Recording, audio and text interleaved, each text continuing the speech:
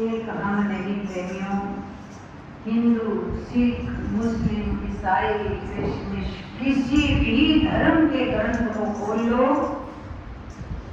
हर ग्रंथ का, हर फकीर का, हर संत का, हर अनुभवी महापुरुषों का एक ही ज्ञान, एक ही पढ़ाई, एक ही शिक्षा, एक ही बात पर जोर है कि इस मनुष्य जन्म को पाने के बाद अगर तुमने अब भी अपनी आत्मा को निखार करके उस परम सत्ता से न मिलाया तो फिर कौन सा जन्म आएगा जब तुम अपनी आत्मा को साक्षात करके 84 लाख योनियों की कैद से बरी होगे।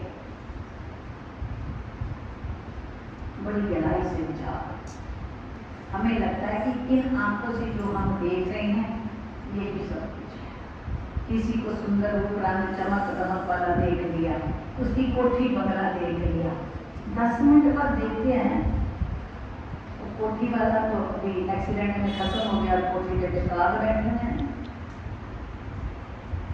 देखते हैं तो ये भी देखते हैं जो आज गाड़ियों पे 10 लाख नौकर रख के हुकूमत चला रहा था, उसकी तो उसके आगे चल जानी चाहिए थी ना।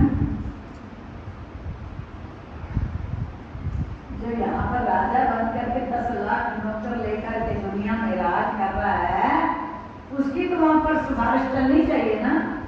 चली क्यों नहीं चलती? वहां पर तो उसकी चलती है जिसके पहले नाम की पूंजी है, उसकी चल जाती है। क्यों? जब उसके आशा आदेश से जो जीव, जो रूहें सिमरन में डूब जाती हैं, उनकी अपनी कोई सुध बुध नहीं रह जाती, तो प्रेम ऐसा हो जाता है कि भगवान भी फिर अपने भक्तों के हाथों बिकने को तैयार है। तभी तो संत फकीर महापुरुषों ने हमें पूरी बातें ना खोलकर छोटी सी बात में सारी बात कह दी कि सत्संग सिमरन नाम की कमाई कर लेते हैं।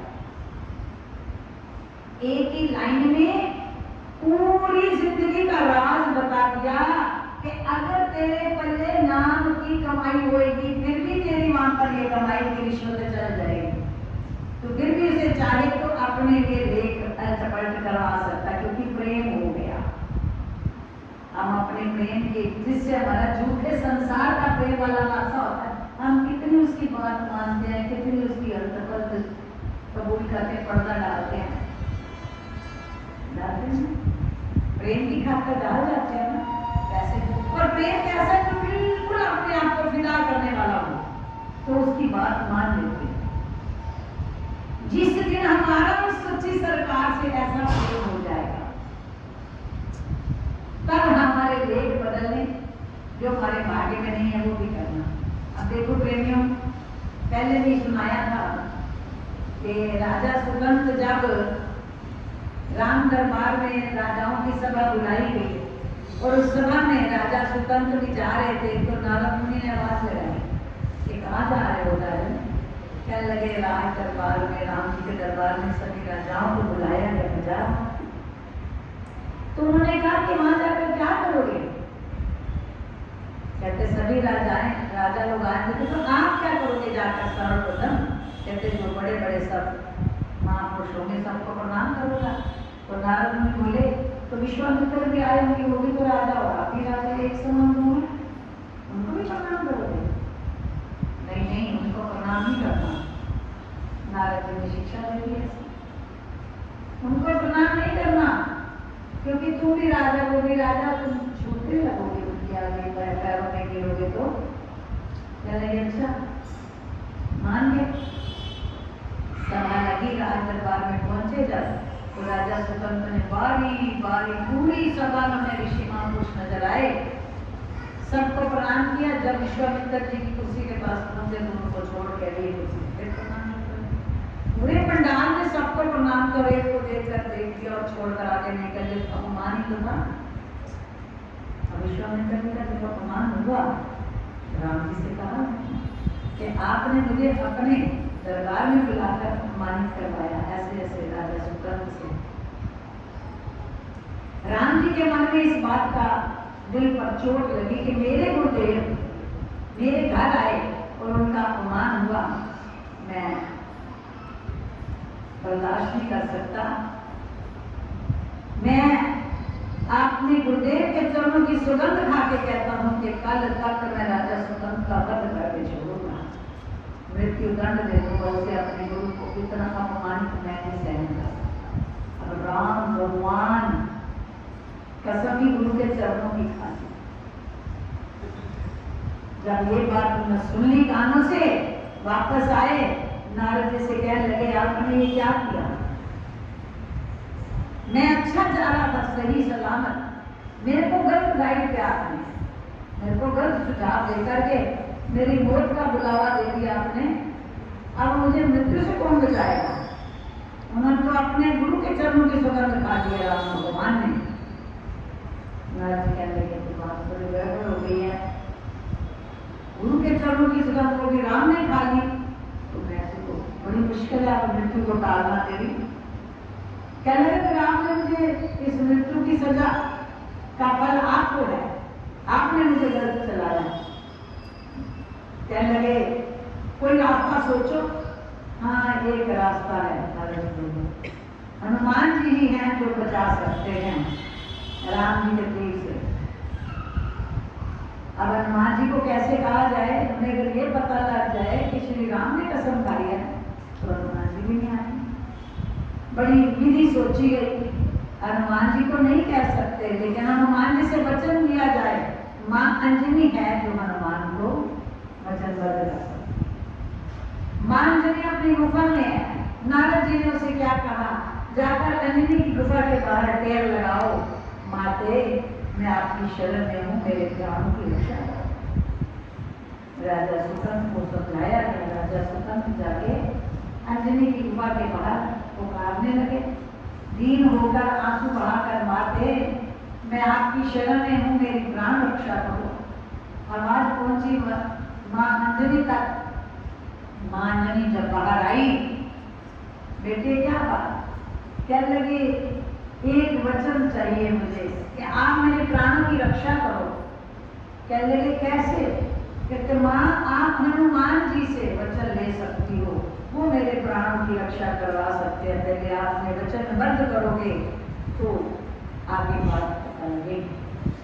हनुमान जी को बुलाया अंजनी ने, बेटा मुझे काम है तेरे से, आए कि मुझे वचन दो, मेरी शरण में वो राजा आए हैं, उसके प्राण संकट में हैं, उसके प्राणों को हनन न होने देना, मुझे वचन दो।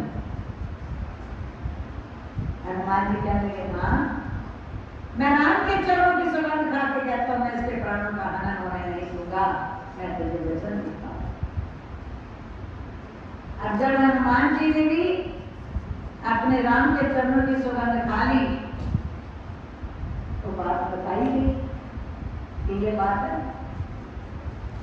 अब हनुमान जी कहने लगे एक बात का मुझे वचन दो, एक सांस भी तेरा सिमरन से खाली नहीं जाना चाहिए। जय श्री राम, जय श्री राम। कल तक की मृत्यु का समय दिया गया है, आज से लेकर कल तक एक पल के लिए भी तू सिमरन नहीं छोड़ेगा। तेरी हर सांस में सिर्फ जय श्री राम, जय श्री राम। तू नाम की धुन में खो जा, बाकी हम देख लेंगे। राजा सुकंद को अपने पीछे बांधा और आप भी नाम की धुन में खो गए, राजा सुकंद भी नाम की धुन में खो गए। राम जी ने बुलाया हनुमान सुकंद को लेके आओ। ज्ञान था उन्हें, दृष्टि थी उनकी। राजा हनुमान जब आए तो कहने लगे सुकंद को आगे करो। कहने लगे प्रभु आप अपना काम करो, मैं भी अपने भी आपके चरणों की सुगंध खा चुका हूं, मैं इसके प्राणों का अंत होने नहीं दूंगा। राम बोले मैंने गुरु के चरणों की सुगंध खाई है, मैं इसका वध करके छोड़ूंगा। अब राम जी और हनुमान जी सामने खड़े। राम जी ने तीर उठाया और जैसे ही तीर चलाया आगे हनुमान जी जय श्री राम।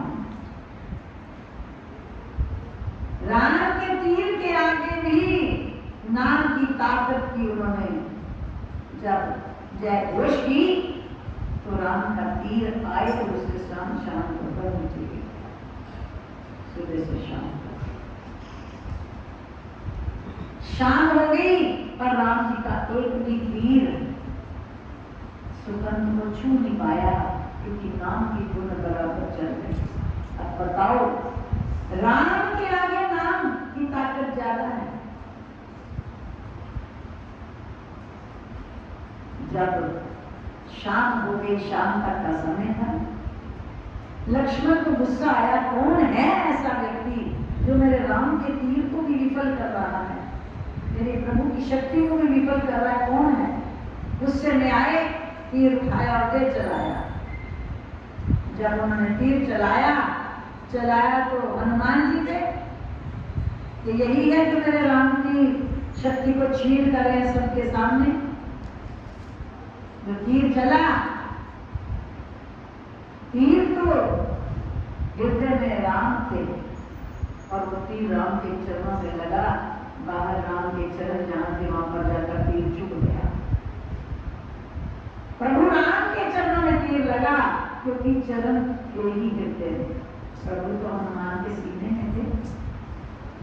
चरण प्रभु के चरणों में जब तीर लगा, प्रभु बेहोश हो गए, राम बेहोश हो गए और सीने में से लहू निकल रहा है हनुमान के। हनुमान जी के सीने से लहू निकल रहा तीर की चोट का और तीर लगा राम के चरणों में। राम की आंखें बंद हो गई, बेहोशी में चले गए। जैसे राम मूर्छित हुए, दौड़े लक्ष्मण, कौन है? इधर से हनुमान दौड़े, उन्हें लहू नजर नहीं आया, उन्हें अपने राम नजर आए। दौड़े और राम के चरण से उन्होंने तीर को खींच के निकाला। जब राम जी के चरणों से तीर निकाला गया तो राम जी की आंखें खुली। आंख खुलते ही उन्होंने हनुमान को देखा, अपने दोनों हाथ उठाए, हनुमान जी के सर पे एक हाथ रखा, दूसरा रखने लगे। हनुमान जी ने राजा सुगंध को लाकर आगे डाल दिया।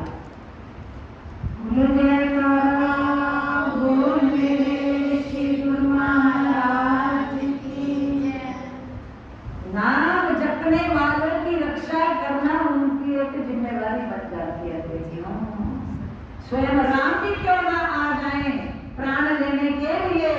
लेख लिखे हैं कि प्राण जाने हैं, लेकिन जिसके पास अटूट काम का भरोसा है उसके लिए लेख बदलना उनको मुश्किल है। तो सुगंध की जैसे ही उन्होंने पीछे से खींचा सुगंध को और आगे कर दिया तो राम जी का दूसरा हाथ सुगंध के सर पर आया और सुगंध का सिर प्रभु राम के चरणों में। विश्वामित्र जी दौड़े आए, प्रभु ये आपकी शरण में आ चुका है, शरण में गिरे कि कभी प्राण नहीं लेते। अब इसकी प्राण रक्षा आपको करनी है क्योंकि आपका शरणागत है, शरण में आ चुका है।